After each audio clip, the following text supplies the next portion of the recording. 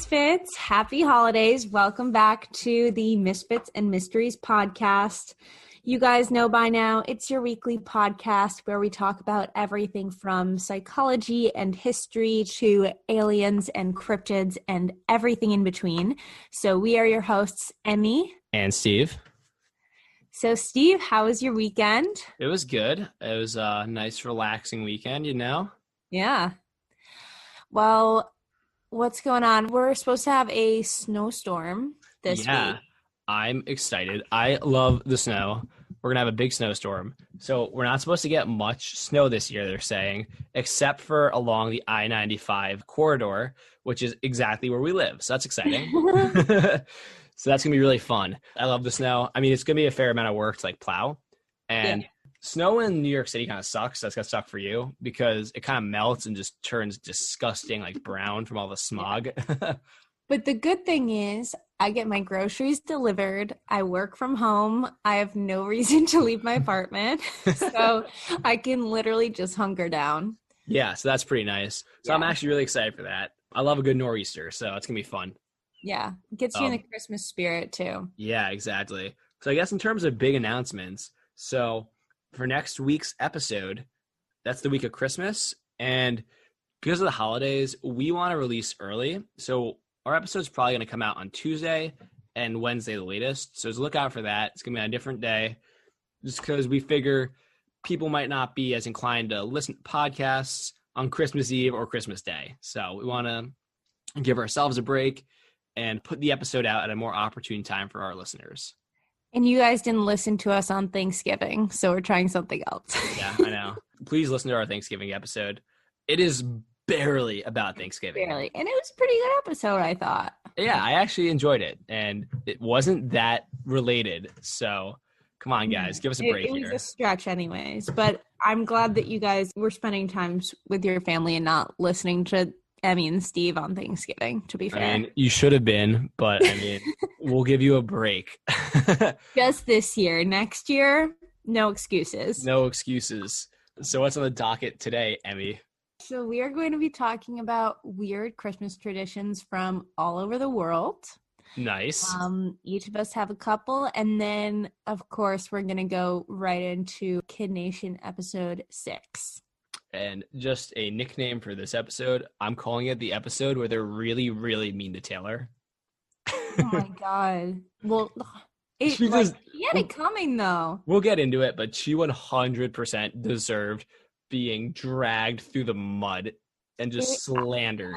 I literally wrote down, this is the Taylor show now. I know. The last thing I'll say before we start is having this on tape. If anyone sees this, this is the worst indictment against her if she has a job interview question and they ask about teamwork. Because she is not a team player. Let me tell you what. She was 10. Yeah. I hope she's changed. We'll get to that later. So we also have a trailer this week because we're starting to do that. We're going to be promoting our good friend Kian's podcast, Wide Atlantic Weird. So look out for that. It's a great show. We highly recommend going and listening to it. We had a lot of fun going on it. So listen to our episode especially. Mm-hmm. Absolutely. All right. Want to hop on into the episode now? Let's do it. Let's do it. And now a quick break for a word from our sponsor, Anchor. Anchor is one of the easiest ways to make a podcast. It's what we personally use to make our podcast, the Misfits and Mysteries podcast. It's one of our favorites because it's super easy to use and it's free. They even have creation tools that let you record and edit your podcast right from your phone or computer, which has been awesome for us because we're not experts, but they make it super easy. Another great thing about Anchor is that they distribute your podcast for you, so you don't have to go through the hassle of uploading your RSS feed individually to every single podcast hosting service out there. They get you on Spotify, Apple Podcasts, Google, pretty much anywhere you can listen to podcasts. And you can start making money from your podcast right away with absolutely no minimum listenership, which has been great for us. And what's awesome is this is a tool that's super useful. Everything you need to make a professional podcast, you can find in one easy-to-use place. So download the free Anchor app today or go to anchor.fm to get started. So now let's get back to business. Back to business. So now that we're back, we're going to dive into some weird Christmas traditions from around the globe. I mean, I imagine there are a bunch of weird ones in America, but that's for another Christmas episode. Yeah. And we're going to start off with what I have titled a poop-filled Christmas in Catalan. Because there's not just one, but two poop-themed Christmas traditions in the Catalan region of Spain. And we've been hearing about this breadcrumbs of this story the past couple weeks, so I'm excited. Yeah, so I actually didn't even know about the first one. So the first one is cagatillo, which translates into poop log. Classic. Yes. So in Catalan, it is a tradition that during the Christmas time, you feed this log your food scraps, and then he poops out presents after you beat him with a stick. You feed it to a log?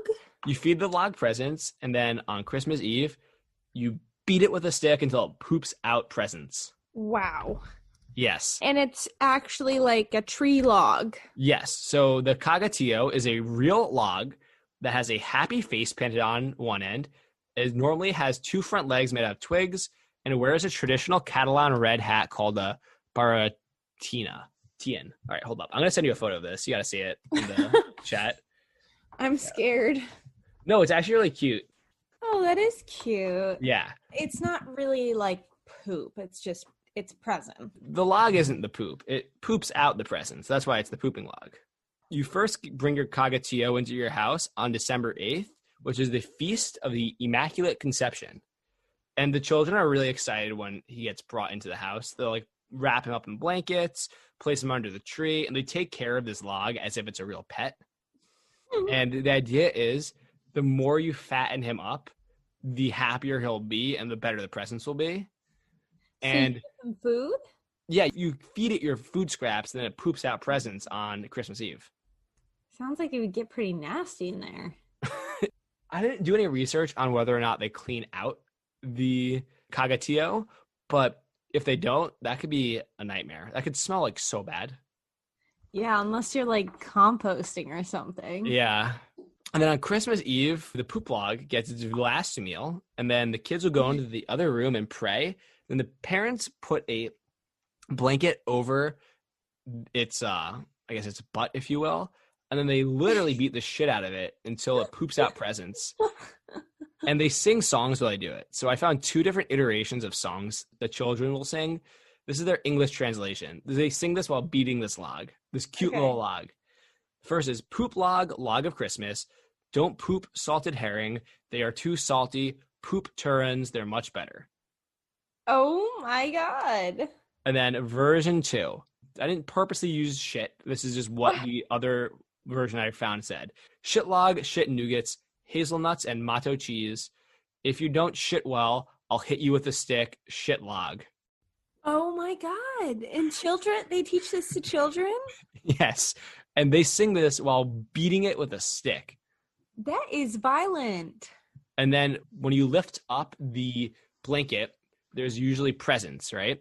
Mm-hmm. And typically you get this nougat type candy called a turin. And what happens is you keep beating the crap out of this thing until all of the candy is out. And then apparently sometimes you put sardines or herring in it.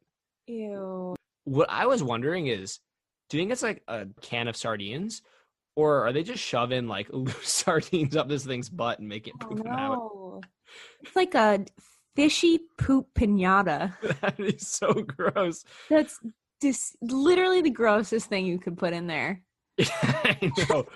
And then after you're done getting your treats, you throw them into the fire. After you're done getting your you don't eat the candy? No, after you're done getting the candy out of the log, you throw the log in the fire. Oh my God, this poor log. I know. You fatten it up, you beat it, and then burn it. What did the log do to anybody? I don't know. The history of the cagatillo is not well known exactly where it originated from or like how we got to a shitting log. Mm-hmm. But according to Lindsay Patterson of NPR, who actually discovered this pooping log while she was studying abroad in Barcelona with a host family, So according to her research and talking to people in Barcelona, like at universities and experts, so the Cagatillo was a pagan tradition celebrated during the winter solstice in rural villages of Catalan.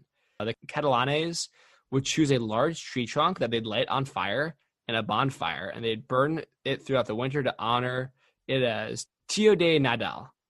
And at some point, no one knows exactly when, the tradition evolved into a tradition of families finding a log in the woods, covering it with a blanket, and caring for it inside the house until it was time for Tio to, quote, give back, and they would burn it. But then somewhere along the way, the tradition turned into you take care of it, and then you beat it and make it poop out your candy. But no one quite knows when it started doing that. Oh my God. Yeah. No one knows where that came from. So they know like the origins of it, but no one knows when people are like, yeah, what if we start singing songs about poop and beating it with a stick until it gives us candy? Oh We're my not God. really sure when that started, but it started at some point. Wow. Yeah. Well, that was much different than I thought it was going to be. Mm-hmm. And the next is El Caganer, which, if you speak Spanish, literally translates into the shitter. This is also in the Catalan region of Spain. So El Caganer is a small figure or a man, normally dressed in peasant's clothing and wearing the traditional baratina hat again. And he's depicted in a squatting position with his pants down so you can see his butt, and behind him is a little pile of poop on the ground. Okay. And you place this guy in your nativity scene. Mm-hmm. And it's like a little game of hide and seek. So like you move it around, and then the kids have to try and find him. Oh, okay. Yeah. What does the poop have to do with it? So actually, the reason that he poops is that this originated in a region of Catalan that's very heavily dependent on farming, right? Mm-hmm. So fertilizer and poop is sort of like the lifeblood of their community. So they sort of viewed this poop or fertilizer as fertilizing the grounds in the nativity scene, which ensured that the following year it would have health and peace of mind. And this is just because they're just poop and fertilizer are just so ingrained in their cultures. Yeah. The quote shitter is believed to have entered the nativity scene by the late 17th or early 18th century during the Baroque period in Spain. Mm-hmm. And so in modern times, rather than them just wearing peasants' clothing, you tend to find them dressed as like pop culture figures. They highlighted one that was Putin taking a shit, and there's also Trump taking a shit. And they have like all the Marvel and DC characters. So it's become like a pop culture. Yeah, it's become a pop culture thing, but it originates in rural farming communities. Hmm. Oh, holy shit, this one's $2,000. It's $2,000? There's a nativity scene that's $2,000. I'm going to just send you a picture of one. This is on Amazon. You can purchase this. They're all handmade as well. Okay. I don't know if I would pay for that necessarily. I don't think I would either. Oh, that's funny. Nativity scene? Yeah, you put it in your nativity scene. It seems a little sacrilege, doesn't it? Yeah, I imagine that the Catholic Church isn't too pleased with this tradition. About the shitter. Yeah, that is the shitter. And I don't know much about Catalan, but if I had to guess, I think they're into poop. Sounds like it. Yeah. At least in Christmas time. Yeah, I know. Seriously. I think they need to change their diets up if they're pooping that much. So, I feel like a lot of people have heard of this legend with the German pickle in the tree.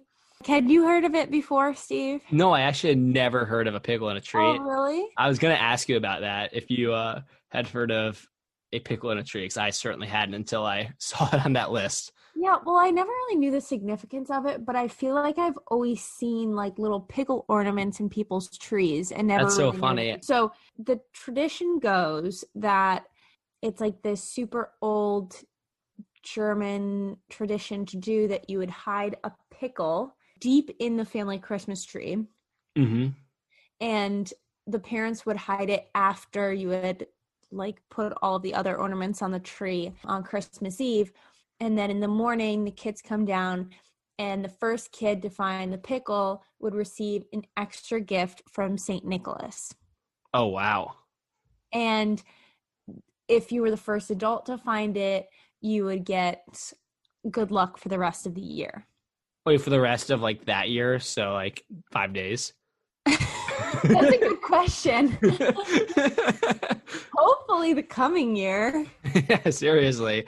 They should have really specified the terms and conditions of that one. Yeah, seriously. Well, and then also, are the adults looking alongside the children? That doesn't seem fair. Yeah, because don't the adults hide it? Yeah, but I don't know. That's what it said on the internet. So just out of curiosity, is that normal for people to put the ornaments up on Christmas Eve? My family's always done it well in advance. Yeah, we do it well in advance too, but I feel like back in the day when all this first started, it was a Christmas Eve thing. That's true. Also, people used to put candles on their Christmas trees, so I imagine you don't want lit candles and evergreens. That's for like a so full month. dangerous. Yeah, I imagine you don't want that going on for an entire month. Oh my God, yeah. I actually just got my first ever Christmas tree this year in my apartment. Ooh, is it a real one or is it a plastic? It's a real one because at home, my dad's allergic to Christmas trees, so we always had a plastic one growing up, but this is my first real tree. Really? You've never had a real tree before? I've never had a real tree. Did you cut it down before. yourself? I did. Where'd you go? It's exciting. I was out in Long Island. Ooh, I've never gone to Long Island to do it. I've just gone to Upper Westchester. Yeah. Well, it was very exciting, and now I'm scared that I'm going to kill it. Just water it every day.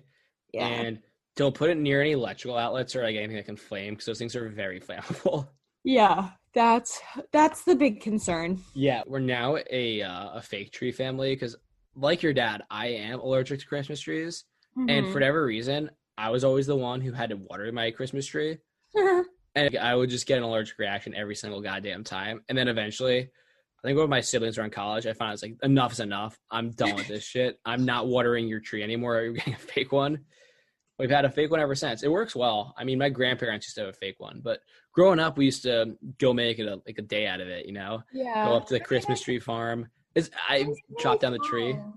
When I'm an adult and have kids, I'm gonna definitely get a real tree and just suffer. But yeah, I'm very excited that I could finally get the experience. yeah, it's really fun. I'm surprised you've never done it, especially because you're from upstate.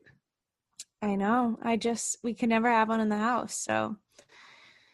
But anyways, little bit of a tangent there. So the very interesting thing about this German folklore, because as I said, it's kind of a thing now where like people buy pickle ornaments and put them in their tree and hide them in America. But I found this article that said the tradition may not actually be real. Because some anthropologist or journalist or something went through all of these records and couldn't find anything about the pickle. They interviewed all these people. No one had heard of it before. So it was kind of like, you know, what's going on here? And for a while, the theory was someone made up this tradition to sell more glass ornaments of pickles, which is like pretty genius. Yeah, no, I was thinking the same thing. So I also read an article about this as well, and they said something like only 8% of the German population like had even heard of this glass pickle. Yeah, which is so strange. So there was this woman, Rita Mace Wilson, who is a journalist for the Germany for Visitors Guide. And she spoke to everyone trying to figure out what the actual origins of this story was. And she found this man who is the descendant of a soldier who fought in the American Civil War. But he was born near Germany. And he wrote home to tell his family a story that had to do with a Christmas pickle.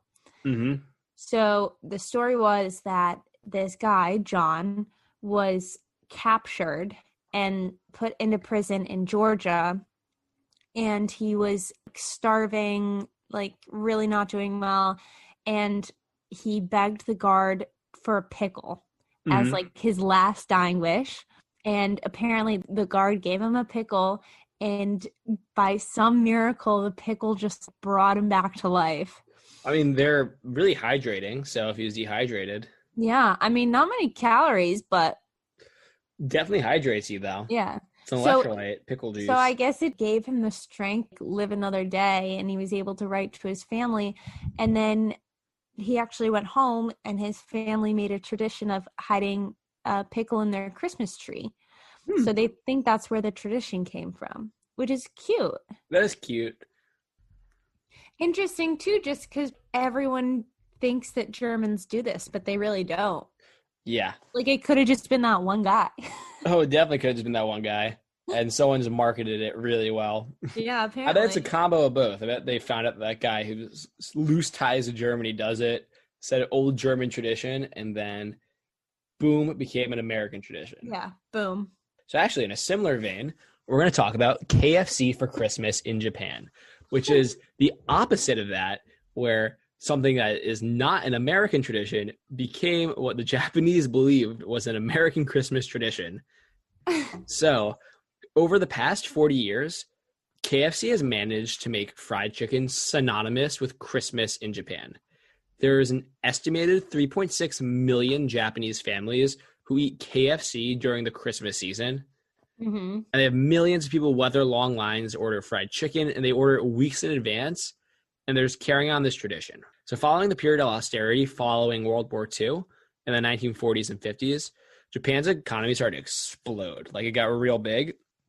And they finally had money to spend on things and were like globalized, or I guess weren't isolationist anymore. Yeah. And because the US, like the cultural powerhouse at the time, and we also occupied Japan, the Japanese were really in to Western fashion, food. They took a lot of trips overseas. And during this period of rapid globalization, the Japanese fast food industry expanded about 600% between the 70s and 80s.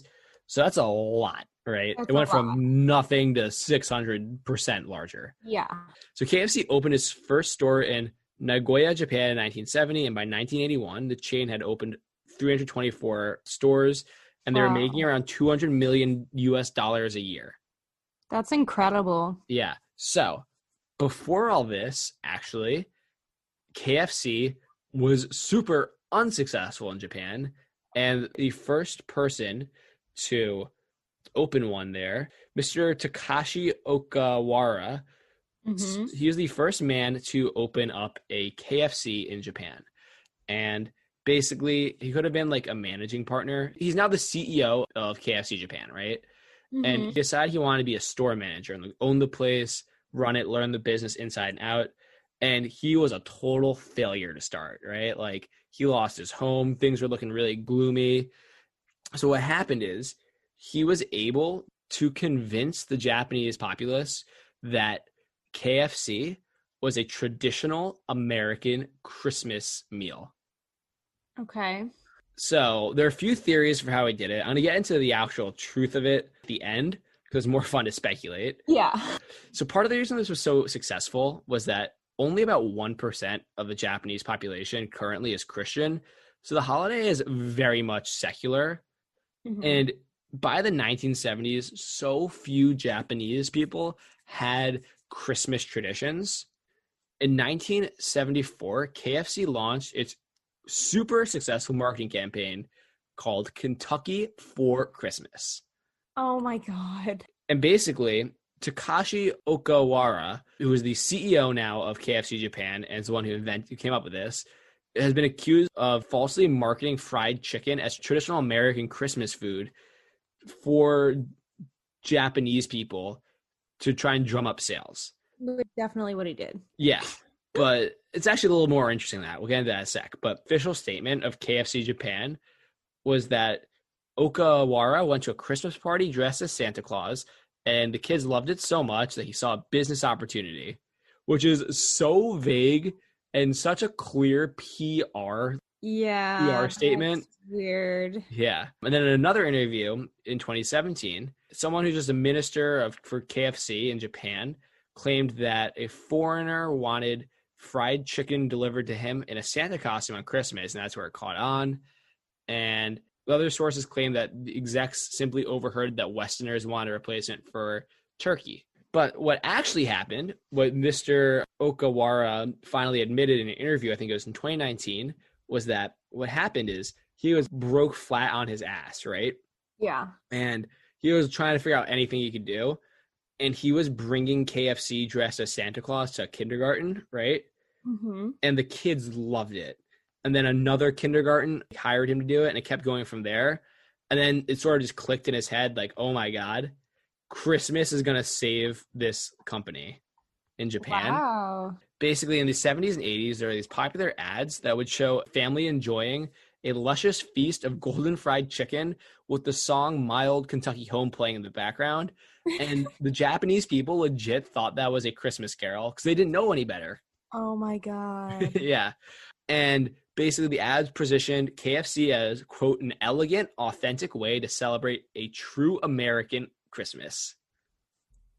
That is so funny that that's how they think of us. I know.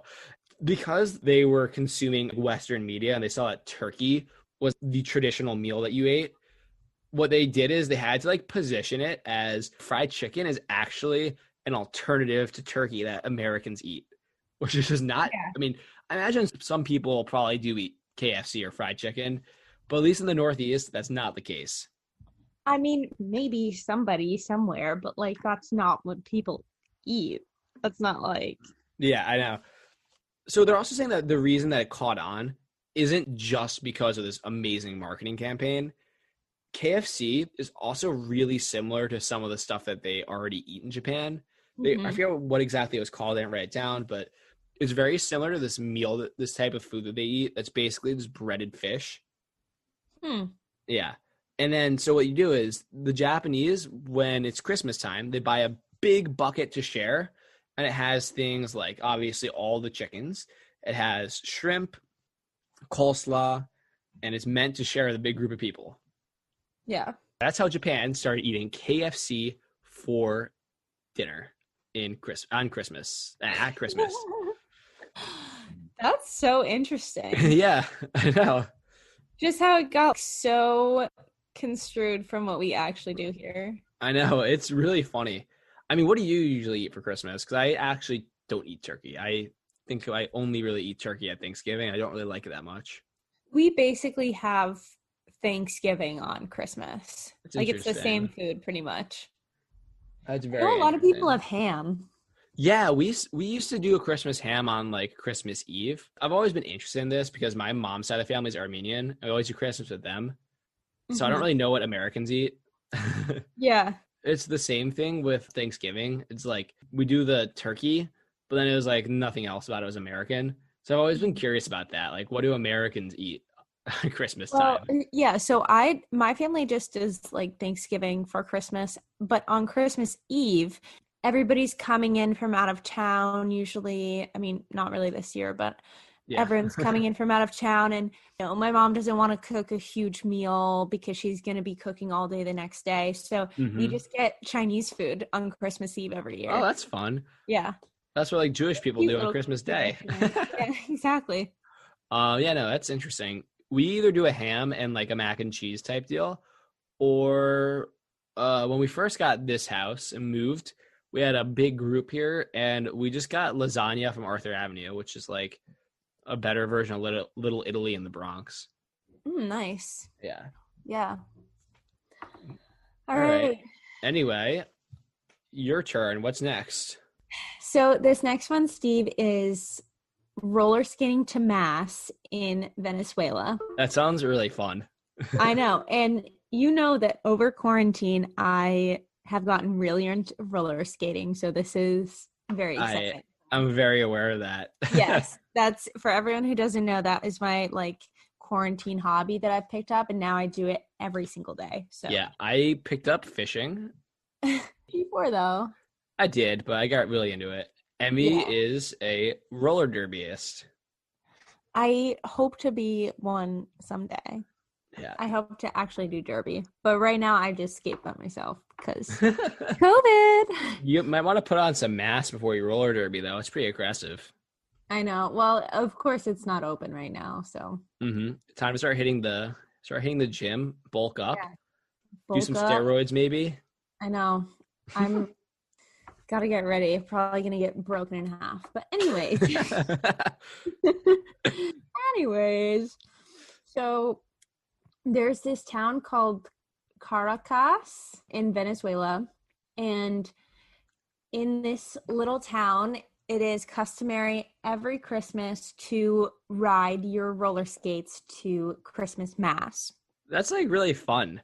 So much fun, just like with your whole neighborhood, like everybody's doing it. So how it works is the children go to bed with a piece of string tied around their shoe, and they leave the other end dangling out the window. So I guess this only works if you're on like a first story window. Yeah, I imagine being third story.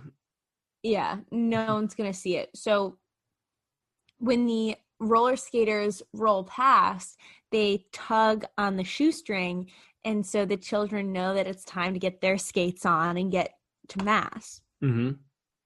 So it could become this popular in Venezuela because 70% of the country is Catholic, so everybody's going to mass on Christmas, it feels like. Yeah. And it's become so popular that in this town, they actually close the streets until 8 a.m. so families can skate there safely. That's nice. Isn't that cute? Yeah, that's fun.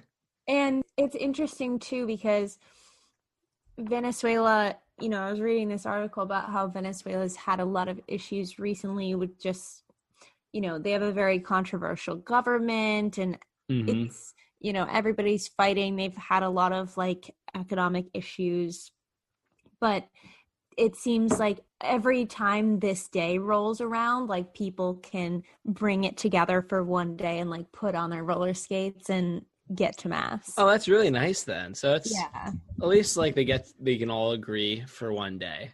Exactly. It's something to bring people together, all skating to mass. I mean, like even in wars in the past, like World War I don't know about World War II, but World War I, the soldiers literally had a ceasefire, and the Germans and like English people played soccer for a day. Yeah. They were killing each other like the day before, but a Christmas spirit just got the best of them. They all worked together. Oh, it's really like the giving season. I know. And then they went right back to killing each other the next day, which is sad. So sad. And the cool thing about this too is in South America, it's their summer. So it can be literally like up to 90 degrees on Christmas. So you can just ride your skates through the town, and like it's super nice out. It just sounds like so much fun. That is nice. I guess you're not getting a white Christmas though, which is kind of a bummer. Yeah, but they never do, so probably not used to it. That's very true. So that's pretty much it, but I thought it was pretty cute. Yeah, it's really cute. So the next one we're going to do for me is Donald Duck on Christmas Day in Sweden. So every year in Sweden, around 40% of the country's population gathers around their TVs on Christmas Eve to watch Donald Duck. And every year since 1959, at 3 p.m. on the dot on Christmas Eve, the 1958 special, the American translation is Donald Duck and His Friends Wish You a Merry Christmas, is screened on Sweden's main public TV station, TV1. And for decades, Sweden only had 2 TV channels, right? Yeah. And this time of year is the only time when the people of Sweden could watch Disney animated movies or American cartoons on the TV. And this tradition has stuck from there. So everyone it was probably like such a treat. Yeah. And it's like they watch the same special to this day, every single year. Oh, that is so cute. I know. And this tradition is like super ingrained in their cultures. At 3 p.m. on Christmas Eve in 2016, cell phone usage data throughout the country of Sweden dropped 28% during the duration of the program. Because everyone was just watching Donald Duck? Yeah. And even emergency services dropped 16% in terms of like data usage and calls. And everyone Wow. just got together with their families to watch Donald Duck. That's another thing, bringing people together. Yeah. And then according to it, this is an interview I read with this guy named Jeremy Stahl. He said, quote, "The show's cultural significance cannot be underestimated. You do not tape or DVR Kalla Anka, I guess that's what it's called in Swedish, for later viewing. You do not eat or prepare dinner while watching Kalla Anka. It's like you watch it live as a family. There's no noise. You just get locked in together for the duration of this. And this tradition goes on everywhere. It's like a big deal. Like it's a family thing, right? Yeah. So it's the one time a year where everyone just puts down what they're doing, gets together with their family, and then watches Donald Duck. I wonder if they have commercials during it. That's a really good question. I wonder. You know, That'd be really, like prime time. I know that would be. Imagine the commercials from like way back in 1959. Mm-hmm. That'd be pretty cool. So the reason it really got popular as well is, so in the original one, they had Walt Disney come out because he was still alive in the 50s, right? And he would do a little thing, like have a little like talking thing. Then they'd show clips from all the latest Disney animated movies and stuff. And they still do that to this day, only they have an actor playing Walt Disney. Yeah. Funny. You get to watch Kalyanka and some clips from the latest Disney movies. Cute. Yeah. I love it. That was a cute one. So what's next for you? So this next one is shoes in the Czech Republic. Shoes. Okay. Shoes. That was the best title that I could come up with. Women in the Czech Republic have this superstition that they do every year around Christmas time. Yep. Where they take a shoe and throw it over their shoulder. And if the toe of the shoe points towards the door, it means that they're getting married soon. Ooh. So very cute and fun. And I like this one because it reminds me of something that my family actually always did in the fall, like after we would go apple picking. Mm-hmm. So every year we'd go apple picking, and we still do it to this day. Go apple picking, and then all the girls, I have 2 older sisters, so my sisters and my mom and I would peel the apples to go into the apple pie. And what you would do is get like a really long peel and throw it over your shoulder, and whatever letter the peel looked like when it landed on the ground was the first initial of the person you were going to marry. That's cute. Isn't that cute? Yeah. I feel like there's not a lot of variability with that, though. There's a lot of J's. I feel like there's going to be a lot of C's, J's, and S's. Yeah. And we did it with my niece for the first time this year. She's going to be 7 this month. And we did it with her, and she was so freaked out about it. She was like, well, how does it know? How does it know? And it's fine. And like hers ended up as a P, and one of her friends' names is Parker. So we're like, ooh, Parker. Oh my God. Like, no. I was so embarrassed. That's too funny. Yeah. I mean, there's not much to that one, but I liked it because it reminded me of my family tradition. That's nice. The next thing we're going to cover is the Swiss version of Santa Claus. Samichlaus and Schmutzli. So, sure, you're nailing that pronunciation. Oh, I guarantee the Swiss people are like, wow, that's a 10 out of 10. Wow, I can't even pronounce authentic. these impossible names that well. So, Santa Claus in Switzerland is very different than in America. So, Samichlaus arrives on December 6th and brings a bag of edible treats for the children who have been good all year. He wears a hooded red cape and a long robe, so he looks like an elderly version of Little Red Riding Hood.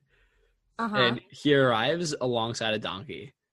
And Santa Claus brings like the shittiest gifts imaginable. He's a poor man's Santa Claus. He brings the good boys and girls either a mandarin orange, some gingerbread cake, chocolates, or unshelled peanuts. Interesting. That doesn't sound fun. Yeah, he's not fun. And he doesn't come from the North Pole. He doesn't have flying reindeer. Rather, he has a normal donkey, and he lives in a modest house in the woods. And families line up to go to this house to meet him and get their kids like shitty Christmas presents. Oh my God. Do they Yeah. not get any real presents? If I'm not mistaken, I think they might get real presents on Christmas Day, but this guy comes on December 6th. And you can also hire him to come into your house. That's So like there are a creepy. ton of pictures online of people with Santa Claus in their house with them. And then he has a buddy named Schmutzli. So he is a rugged looking guy. He wears a black cloak. He has a hood up, really big facial hair, beard, but he's like covered in soot, and he wears all black, and he goes around with them. And if you're a bad kid, he swats you with his broom. But apparently, according to the articles I read, it's all in fun. So he beats kids with a broom, but it's But it's all, a goof. don't even worry about it. It's a goof. Don't even worry about it. It's just a goof. And so Santa Claus, what he'll do is when he talks to the kids, he basically grills them about if they've been good or not, and then makes them reflect on what they can do to be even better next year. Wow. So Or they they're get really going through some self-reflection. Yeah. Or they get swatted with a broom. Oh my God. Yeah. So that's Switzerland's version of Santa Claus. It's so funny hearing about all of those different Santa Clauses. We've I covered know. a lot of them. We have Von Trapp, Krampus, Belschnickel. Semiklosh, and Schmulzi, the And Yule Lads. The Yule Lads, all 13 of them. It's really fun. I love these pagan traditions. Hold up. I just thought of something. I never checked to see if the gavel goat has been burned down yet. Gotta give them a break this year. Come on. Yeah. The Gavelbakken or the gavel goat hasn't been burned to the ground yet. Get your gavel goat update, everyone. Has not Someone's been burned. still standing. Still standing right now for the time being. So in Guatemala, they have a lot of weird traditions, actually. Mhm. But the biggest one is there's this day called the burning of the devil. Mm-hmm. And what they do is they spend the entire week before Christmas making their house absolutely spotless. Mm-hmm. Because locals believe that the devil and other evil spirits live in the dark, dirty corners of your home. Mm-hmm. Therefore, my apartment is just covered in the devil, apparently. Ooh. You might want to get that exercised. Yeah, seriously. So they spend the entire week before sweeping up all of their gross stuff and collecting all of their garbage. Mm-hmm. And then they put everything in a huge heap outside their house. So it's like all the gross shit from the corners of their house, and they put it out on their front lawn, or I guess in the street. Then on top of it, they put a piñata of the devil. And they just set it on fire. Wow. So they set it on fire, and actually, interestingly enough, in Guatemala, they do not wait until the morning of the 25th to start Christmas. Mm-hmm. They actually start on Christmas Eve. So all the families come together for a Christmas dinner. They chat, they have fun. And then when midnight finally goes off, they set their shit on fire, do some fireworks. It's almost like a New Year's type celebration. That's really fun. Sounds really fun, right? Yeah. It's almost like a block party. Like everyone just goes outside and is like lighting stuff on fire, and then Yeah, that's pretty sweet. you celebrate all into the night. Yeah. That sounds like a really fun time.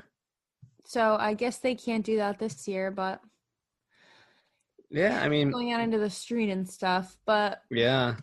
yeah, the idea behind it is, again, that like, you know, there's the devil in like the dark, dirty corners of your house, but Mhm. also by burning stuff that isn't needed in the house anymore, you get rid of any negative energy or any like leftover space Mm-hmm. to, quote, prepare and cleanse the soul in preparation for when baby Jesus is born.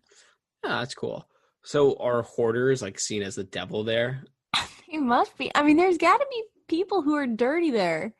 There must be. Maybe if they spend the entire week just cleaning up one time a year. Yeah. I mean, and after a week, like, your house has got to be spotless. I can't imagine there being any reason to do that. Well, like, it actually is kind of hard to keep your space actually clean, like cleaning the toilets and dusting. Like, Mm-hmm. you don't realize how much you actually have to do. I know. You could always just not do it. Yeah, well, that's how you get bugs when you live in New York City. That's why you gotta clean your kitchen. Yeah. You clean up when there's food involved. Also, just unsanitary. Yeah, I don't have like gross food hanging around. That's like unacceptable to have food hanging around. You gotta wash your dishes. My biggest issue is, so I'm really, really good at washing dishes. I hate drying dishes. I do too. At home, I live at my parents' house now, so I have a drying rack, and we have these 2 drying mats, and I will fill up every goddamn square inch of the drying mat and drying rack before I even consider drying a dish or a utensil or anything. I just hate it. I don't know why. I really kind of enjoy cleaning things, but I absolutely hate drying. That's funny. I mean, my whole thing is I just kind of hate doing the whole dishes process. Mm-hmm. Because it's like after you cook and then you can eat dinner in like 10 minutes and then you have to get back in the kitchen and wash it all again. That's why you gotta wash as you go, Emmy. I know, but you can't wash everything. You obviously can't, but yeah, you gotta wash as much as you can as you go. Yeah, it's not my favorite part. I'm a big dishes guy. Good for you. That's a good quality to have. Yeah. All right. So I guess that sort of wraps this up. I guess actually one thing I was thinking of is, you ever thought about how weird it is that in America we go to a mall and then sit on a stranger dressed as Santa Claus's lap and take pictures with him? That is really creepy. Yeah, I know. I've never really thought about that, but it's really weird. Did you ever watch A Christmas Story? Which one is that? It's like 2 little brothers. Is that the one where the guy shoots his eye out with the Red Ryder? Yeah. Yes. My family watches that every single year, sometimes like more than once. And do you remember the scene where they're on the mall Santa's lap? Not real. I saw it when I was a little kid. I remember what happens. I don't really remember it. Yeah. So they go and they like wait in line for like hours to get up to Santa. And then he's just so mean. And he like sends them down a slide and they don't end up getting anything that they wanted, telling him what they wanted. And it was just, yeah, it's tragic. That's funny. My family always watches Home Alone. I love Home Alone. Home Alone is a good one. Yeah, I watch it every Christmas. Do you watch It's Always Sunny in Philadelphia? Mm-hmm. The Christmas special is the funniest fucking episode ever. I don't remember which That's one. the one where Frank gets all lubed up and hides inside of the couch at his company Christmas party. Oh, yeah. And then Charlie bites Santa's neck because he finds out that his mom's a whore and was fucking men dressed as Santa and thinks that Santa Claus is fucking his mom. Yep. That's so weird. That was one of the funniest episodes that they ever created. Well, I actually just because I've watched the whole series like 3 times through. I've watched it like 10 times at this point. I love that show. And I just found out that there are 2 seasons I've literally never seen before. Really? Which 2? The last 2. Oh, the most recent ones? Yeah. Yeah, I mean, they're good. They're pretty good. I felt like sometimes the ones that didn't have Dennis in them, I felt like weren't good. I don't think I've gotten there yet. All right. Transition to the next section. Bloop, bloop, bloop, bloop, bloop. Bloop, skilly, bop, bop, bow. Bloop, bop, boop, bop, boop, bloop. 2. Hi folks, Cian here.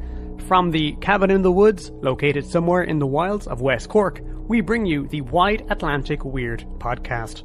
It's an Irish podcast about why people believe weird things. Each episode, I open a book from my Library of the Strange here at the cabin and explore a real-life story of hauntings, monsters, UFOs, and conspiracies. I research all stories using first-hand accounts whenever possible to take a critical look at whatever the truth may be. If you'd like to join me at the cabin for a story, make sure you have a beverage at hand and search for Wide Atlantic Weird wherever you get your podcasts. We look forward to your visit.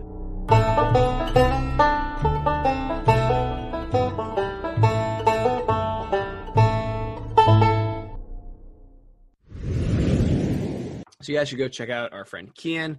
We love his podcast, Wide Atlantic Weird. It would be awesome if you guys checked him out and subscribed. He's one of our good friends. Yeah, his podcast is a lot of fun. Yeah. So let's get into episode 6 of Kid Nation. Why don't you start us off, Emmy? All right. So this episode is called Bonanza City is Disgusting. And it is disgusting. It is disgusting. I had no idea how gross it was. Yeah, it's really gross because, of course, these kids don't know how to wash their dishes. There's trash everywhere. Ugh. It's just actually disgusting. So, and, you know, this is the first episode with the new leaders. Guylan and Zach replacing Mike and Taylor, respectively. Yes, which is a big deal. So I guess the first thing that they do, or the first thing that I wrote down, correct me if I'm wrong, but is the town hall leaders go to the book, and it tells them that they have to start cleaning up Bonanza City. Well, yes, but technically how it starts off is they wake everyone up and then Taylor just decides to bitch out Zach immediately. Oh, yes. That's what happens technically, but the first real thing that happens is they read the book. No, that scene was actually so crazy and just set up the whole rest of the episode. I know. She is a nasty little girl. Yeah, and I wrote down, like, she's only 10 years old and she's already acting like a mean girl. She's going to be the worst in middle school. She's going to be so mean. If she hasn't changed, she is, like, actually the worst type of human being. Yeah. She's going to be a horrible person if she's like this as an adult. Hopefully she's changed. Let's hope. So my other question is, I had no idea they were just piling all their fucking trash, like, next to where they live. Yeah. What were they thinking? It's just unsanitary. I'm surprised that the producers allowed them to do that. I know. They probably had, like, rats running around. I mean, they did. They showed rats. Yeah. And then, so the funny thing is when they're looking at the book, Anjay is like, why don't we just burn our trash? Yeah. I know. That is the worst idea. You guys are going to blow yourselves up. I know. And then, so they select everyone for garbage duty when they have, like, a town hall meeting because a bunch of people. So it was, if I remember correctly, it was the two big kids on blue. So that would be Greg and his friend. No idea what his friend's name is. Mm-hmm. Then there was Laurel, Sophia, and I have no idea who else was on green. And then it was Taylor and Lila, who is, like, she has her moments where she's fine, but she's so, like, manipulated by Taylor. It's insane. Yeah. Well, there were some points in there too where she was getting nasty, but I know, but she voted against Taylor. Yeah. Which is funny. So then they're going to try and bury their trash. And Taylor and Lila is her name? Mm-hmm. Are being, like, such spoiled brats. They don't help at all. And then Laurel just, like, goes off on them, which is fucking hysterical. Yeah. She actually went off. And it did make me sad because it was their punishment, like Taylor and Lila. Yeah. So bad. But all of those other kids are, like, the all-stars. I know. They had, like, an all-star cast. They had Yeah. literally all the kids who are probably going to win stars. Yeah. I wonder if the producers did that on purpose. I know. And then those two were just, like, being the most obnoxious drama queens ever. And I really don't like them because they have such a victim mentality. It was awful. It's so terrible. Yeah. And aside from Taylor and Lila too, when Gylan is trying to dig a hole and he just literally can't. I felt bad for it. I wrote down that you gotta call it quits at some point and let someone who actually is stronger than you knows what they're doing do it, because no one wants to be in the sun next to a pile of trash. And he was just really down in the dumps because it was his first time to prove himself as a town hall leader. Yeah. Yes, he couldn't use a shovel. It was so sad. I know, it was really sad. I love DK. He is such a good guy. Such a good kid. He genuinely cares about this town. He's been kind of like on the back burner for a while too. Yeah, but they've been showing him. Yeah, So, this episode especially, he was really... Yeah. So Taylor is literally just an anti-masker, if we're going to use a modern day analogy, because she made a task that was about helping others, which was getting the water, about herself being personally victimized, right? So she turned something for the greater good and helping and protecting her society about her being personally victimized and not giving a shit about the others. She is literally an anti-masker. Yep. Well, what happened, it was like she didn't take out the trash, and then they were like, okay, your punishment is you have to take the buckets of water one by one and fill up this giant thing. I know. And I was like, okay, but you guys know that she's not actually going to do that. Like, you guys know 100% that she literally physically can't, but also would never. Oh, I know. She would never do that because she is a bad person. Yeah. What ends up happening is DK gets all pissed off about it and then takes charge and gets the entire town immobilized and stop what they're doing, and just everyone carries buckets of water and fills the tank up, except for Taylor. Yeah. It's just funny because it took like 40 kids to do what Taylor was supposed to do by herself. Mm-hmm. That was an unrealistic punishment, but she still should have tried. I know. She should have put effort into it. That's the problem, is that she didn't put any effort into it. She just decided to be a nasty person and play the victim instead of actually getting something done with her life. Well, and DK really united the town by being like, all right, everybody, like, if we all just do one pail of water, we'll be good. Like, yeah, I know. And that was awesome. I like DK a lot, and I'm glad that they finally showcased him this week. Me too. So then the challenge was that they had to go into this pit. I think it was 1,600 gallons of baked beans, and there were pigs in there. 100 gallons of beans. What a waste of food. What a waste of beans. Oh my God. I know. And the whole point of the episode was showing like waste, right? Okay, they're talking about like, oh, like, look what we're doing to the environment. It's so bad. And yet you're wasting 1,600 gallons of baked beans. Oh my God. No, and it was, that episode just felt so 2008 because they're like global warming and like pollution. But so, again, like they don't give a shit about the environment. I know exactly when this episode aired now because the streamer watching it on had those commercials, right? And it was October, I think, like 20-something. Mm-hmm.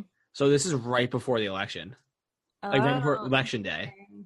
Which makes so much sense why they had the last episode was all about elections. Yeah. Ooh.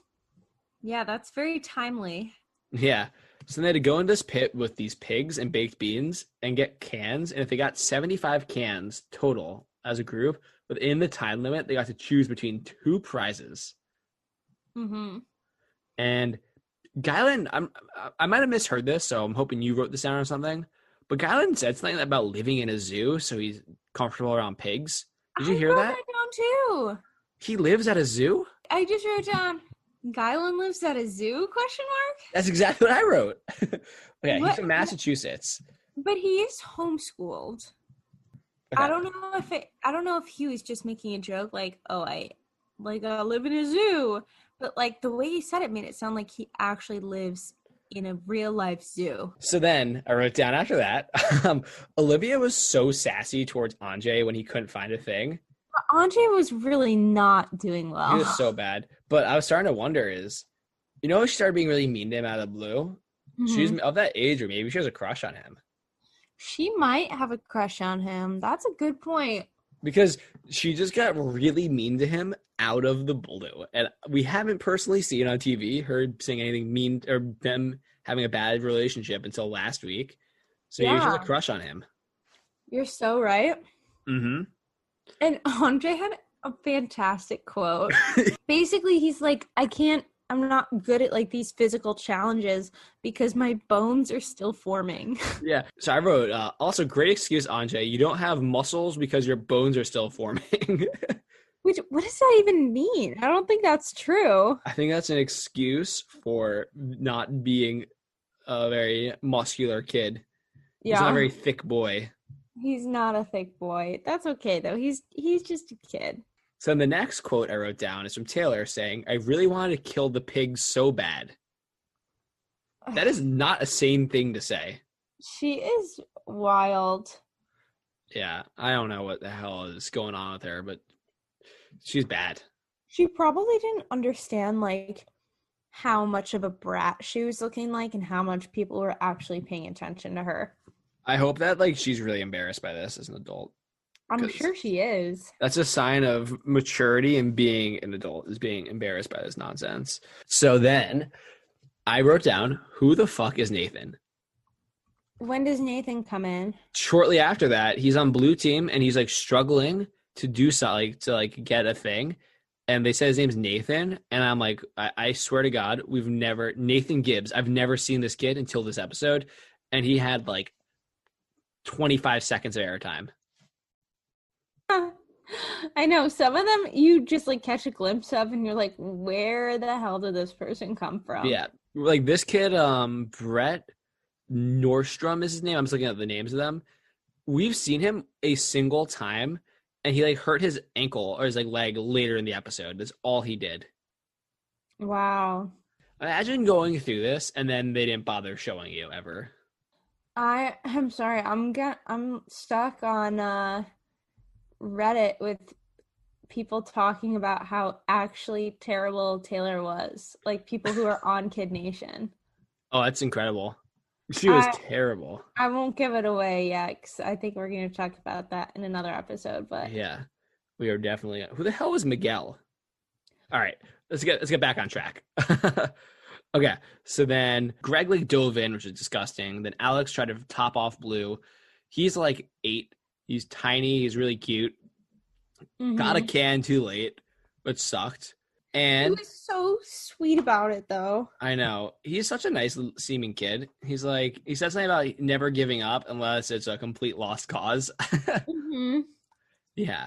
All right. So then the standings. Okay. So red's the upper class, green's the merchant class. Yellow are the cooks again, which sucks to these poor kids. And blue are the laborers. Thank God for green. I'm so glad they're not last. I wish they were first, though, so they could do all the cooking. They wouldn't do all the cooking if they were first. Well, I mean, they can volunteer wherever they want, though. Oh, yeah. Not that they can't do that as merchants, because the merchants are the biggest joke of a thing imaginable. Yeah. Yeah. They have a little bit of a job. Yeah, that's true. So then, do you want to tell us what the rewards they chose between were? Yes. So after they like very dramatically and very drawn out, like figured out that they had 75 cans. That took way too long. That host like has way too much fun with this. It's like kind of creepy. Yeah. He's Anyways, a weirdo. So they, as always, get to choose between the two prizes, and it's the first one is fruits and vegetables. Mm-hmm. And the next one is 2 dune buggies. I know. I am so glad that they chose the fruits and vegetables. I know. But you knew they were going to. I mean, they've all been talking about how terrible the food is. It was just kind of crazy to see, like, all of these kids being like, yes, vegetables. I know. But the thing, too, is, like, I don't think any of them, maybe Greg, besides that, I don't think any of them could legally drive a dune buggy. That's really funny. Some of the kids were like, don't get the dune buggies. You're going to contribute to global warming because it's gas. And it was like, all right, this is not your biggest problem. I know. Seriously, that's not why you choose the fruits and vegetables, because you're malnourished. But I was just thinking, imagine how fucking funny it would be if they chose the opposite choices every week.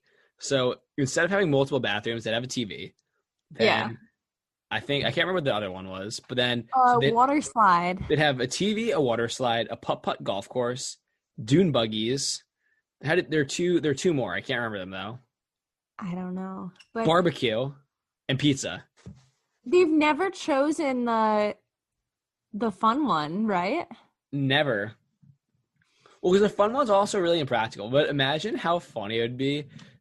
Oh, toothbrushes. Oh, toothbrushes. They chose those though, didn't they? Yeah, they They did. chose that over barbecue. Yeah. Which I thought was kind of silly. Oh, I did too. I mean, I 100% would have taken the barbecue. They needed protein. It's because Taylor was in charge. And Taylor was like, well, just kill another pig. Yeah. Taylor, I don't understand why she was the youngest and then all these like older kids let her bully them into making the decisions. Because she was a town hall leader. No, but I'm saying the town hall leaders all let her, like, she walked all over them. Yeah. Well, because they're all nice. I know. Okay. Then Lila and Taylor were making a fucking scene and they made a fruit salad instead of washing the dishes. And Zach's like, I'm going to withhold your pay if you don't do your job. And then Yeah. Laurel is like, good job. Yeah. I was like, yeah, teach him a fucking lesson. Yeah, and Zach was like, you're not going to get paid, and you guys can forget about the gold star forever. And it's I like, know. I think Taylor's already given up on the gold star. Yeah, she's never going to. She just is lazy. Then they have like the meeting, and DK says he wants to leave, but then Guylan convinces him to stay, which is good. Oh, but before that, the entire town just started ripping on Taylor. Yep. They're all just united in how much they hate her. Yeah, I do feel badly for her a little bit, but at the same time, it's like she 100% deserved it. She has just been a brat on purpose this whole time. It is bad. She is the worst character in this show. Oh, hands down. But she's what keeps it interesting. Oh, definitely. It wouldn't be as fun without a psycho like her. Yeah. Okay. So then DK gets the star and gets 20K, and he almost left. Yeah, I mean, that was so dramatic. Dude, I thought he was going to leave and then lose $20,000. How bad would that be? Well, and I'm sure the producers were like, no one can tell him that he's going to get the gold star. Oh, yeah, like, definitely. Yeah. Like, imagine watching it back if he left, knowing that he was like a few minutes away from 20K. That would be horrible. I know. And then he was so nice about it when he's talking about like how he's going to be able to help all those like siblings go to college now, which is not true because he has 6 siblings and 20K across 6 people is not that much money. Sad, but Yeah, but it contributes. it was a great thought. Yeah. Greg will definitely be able to go to college now. DK, you're not putting 6 kids through college with he was like, like all 6 of my siblings, myself, I want my mom to go back and get an education. It's like, how much money do you think you just got? Yeah, that's only 20,000. That's not 200,000. But still, either way, Yeah. it really meant a lot to him, which was really Mhm. sweet. Oh, and then at the end, he had some quote where he said something about this being a milestone for kids. I thought that was really funny. Oh, I missed that. Yeah, DK said, this is really a milestone for kids. It's like, yeah, sure thing. Sure. Okay. Yeah. So thanks for tuning in. As always, make sure to check us out on social media. You can find us at podcast_misfits on twitter.com and instagram.com as well. Yep. And remember to check out our blogs on our website. We write awesome blogs all the time. You can check it out at misfitsandmysteries.com. Also, we're going to have a newsletter. We decided we're going to push it off until 2021 because it's a really busy time of year for both of us, so it's gonna be easier if Yeah. we just do it then. And we'll do like a best of recap for the first one. Another reminder, we're gonna be having our next week's episode is gonna come out on like Tuesday or Wednesday because of the holidays. So look out for that. As always, stay spooky, Misfits. Stay spooky, everybody. Bye. Bye.